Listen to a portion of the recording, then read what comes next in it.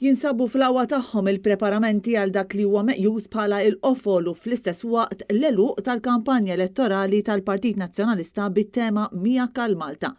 Fi Pjazza San George fil-Belt Valletta qed jintrama l-park li se jintuża għal masreli tal-ħamis, masreli li jibda fis-6 ta' filgħaxija. Bħal-release ta' din il-kampanja fil-ftuħ se jkun hemm kantu mużika permezz ta' DJs li se jipprovdu divertiment għal dawk kollha preżenti fiċ-ċentru tal-kapitali.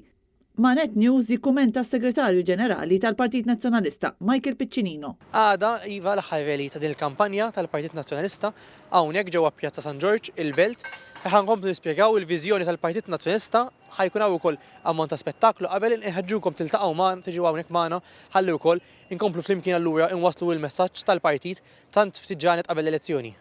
Il-masrelli tal-ħamis ikun indirizzat minn diversi kelliema u jintemm bl-aħħar diskors għal din il-kampanja mill-kap tal-Partit Nazzjonalista Bernard Grech. Wara rally imbagħad Bernard Grech se jkun fost il-mistiedna waqt programm speċjali biex għandiriet tal-ħamis jibdew sa mis-7:30 ta' filgħodu fuq Net Television u fuq Net FM.